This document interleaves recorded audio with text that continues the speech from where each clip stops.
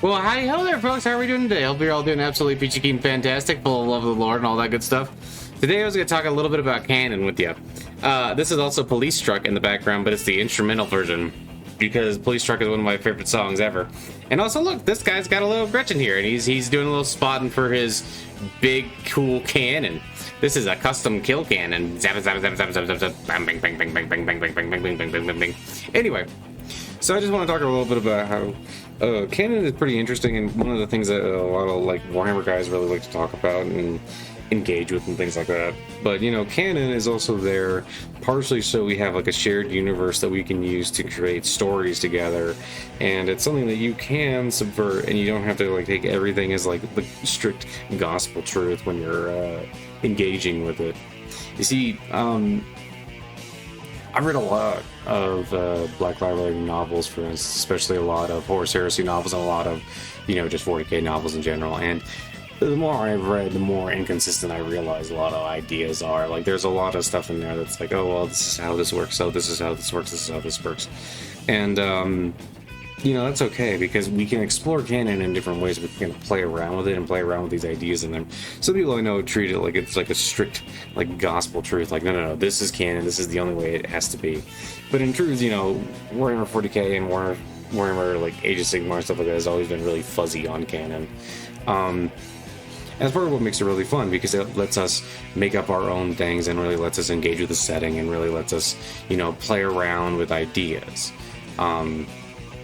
For instance, right now I'm playing around with the idea of the Union, which is like a bunch of orcs who work together under the Maha Mecha to, you know, make bigger and crazier racing tracks and bigger and crazier weapons and things like that, so that they could have like these ever-increasingly wacky races, and they turn these planets into these huge rally areas.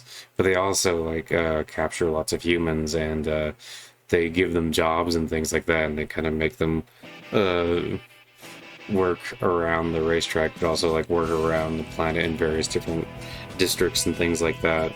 And you know, instead of, you know, horribly maiming them and things like that, they just give them like regular jobs that actually give them more benefits than their old jobs, so people are just kind of like cool with it, and they're kind of like using it to like start like to go around on different planets and do union organizing, and organizing unions basically, and getting people to rebel and do new things into revolution. I'm having a lot of fun with this concept. It's been a lot of fun to play around with, but some people will be like, oh well, orcs would, if they captured humans, they would just beat them up and they would just do, or they'd just torture them. It's like, that's not as fun to me. But it's one of the fun things about having a canon is that you can also subvert it a little bit, and you can do some kind of crazy things. But there is also kind of a limit. There is a point where, like, if you go too far outside of canon, it starts to sound really silly. Like if you take a Space Marine and basically make him, you know, like he discovered the powers of the Super Saiyan, and he's also, you know, he has. I was trying to think of something from Bleach, but I failed. No, he has the Uchiha Eye thing from Naruto and all these other things. Like, you know, you can fudge around with it too much, and it just sounds silly. And there's also stuff where it's just like, you know, a lot of our own chapters and our own things like that are an attempt to engage in power fantasy, and that's understandable, and we're allowed to engage in that power fantasy a little bit. But it's also good to understand that we don't have to engage only in power fantasy. We can engage in like complex ideas and engage in complex things like that. But this is also interesting because there are also settings that like 40k and Age of Sigmar are both settings that kind of let you really mash your own kind of stuff in there and do some really fun silly things. But then you have things like Warhammer Fantasy.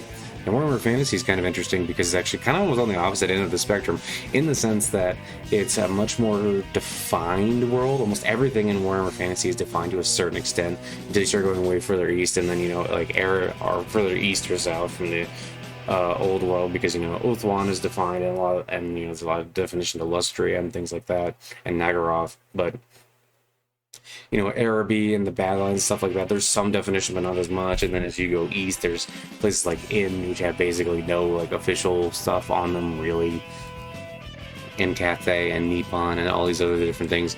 And you know, it's really cool because we saw Creative Assembly really go in and make something really cool for Catte, for instance.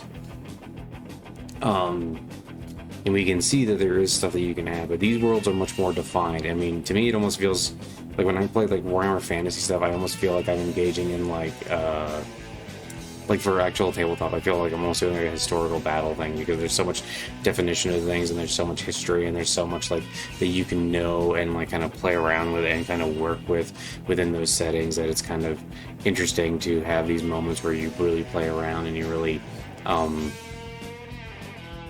listen, and you really kind of, you know, oh, like for instance, I have a character who is, you know, she's half Telian, she's half Araby, I guess Arab, or no, I guess it's Arabian. I don't know, they have like slightly different words they use sometimes in Warhammer. And you know, now their family is in the Empire, and she's trying to make a name for herself as this great businesswoman and all these other things. And you can do all kinds of things there, and I like to play around with characters, but it's a lot harder just like, okay, this is my new faction, plop it in there. I mean, you can do things where you're like, oh, well, this is my force of mercenaries, or oh, this is my force of pirates or something, but it is much more defined, and it's a lot harder to like plop your own bigger faction in there. But one of the cool things about like 40k and Age of Sigmar is that you can, you know, you can obey canon to a certain extent and still have like, you know, your own Orc War or your own Space Marine chapter or whatever. But canon is really one of these things that we use to have the ability to communicate with each other. Canon is one of those things that we have that's specifically there so that you and I, when we talk about a universe, we can kind of both understand what we're talking about. But that doesn't mean that you have to stick to it like religiously, and that doesn't mean that you can't play around with it a little bit, and that you can't, you know, mess around and do other things. And also understand that in settings like Warhammer, the canon is often very ill-defined, and one of the things that you, and this is something, if you're writing your own setting, you don't have to define everything. You don't have to make everything like, okay, this is how exactly it works. I mean, that can be how it is in your head, but you don't necessarily need to have everything have to work a specific way. The part of the beauty of world building is leaving it a little bit vague so that people can build in the world themselves a little bit too. You know, that's part of why people like the storytelling in Dark Souls 1 so much, because it lets them build in their own story. Know what I mean, Jimmy Dean? And that's part of what makes it fun to play around with these stories, is that there's a lot of definition that we can use to build our own stories. But I think at the same time, you should still be able to explore and experiment and, you know, write you some fun, funky stuff. And, you know, if you've been the canon a little bit, that's perfectly fine. I've known people who will stick rigidly to the canon. I've known people who play around a little bit. And then I've known people who are like, canon can be thrown basically out the window. I kind of fall a little bit into that latter category, but I also understand that if you're sharing, like a Warhammer army with more people, you kind of want to keep to a certain degree of canon, maybe. But I mean, I've also met people who are just like, oh yeah, you know, I'm a lady and I play Space Marines and I want to have some lady Space Marines. And I'm like, cool, you know, that's great. Or, you know, I've met people who are like, no, there can't be any lady Space Marines. And it's like, well, look, I mean, if that's really how you want to play, cool, whatever. I'm not going to bother you, but like, understand that, like, for instance, if two armies meet on the table and we have different definitions of canon, that's also perfectly fine. We don't have to all like strictly live within the same space. We don't have to all strictly live, you know, on the same plane of existence. Like, we can have these epic battles and these moments where, like, you know, we're kind of interpreting events differently and having just a good time. We don't have to, you know, all mesh the same way. And I know this is kind of similar to my video from last week, but I just really was thinking about this a little bit more, and I just wanted to share these thoughts. Anyway, thanks so much for stopping by. I hope you all have an absolutely wonderful one. And remember that God loves you, and I love you, and bye-bye. Love you. Bye. Have a great one. Bye. Love you. Bye.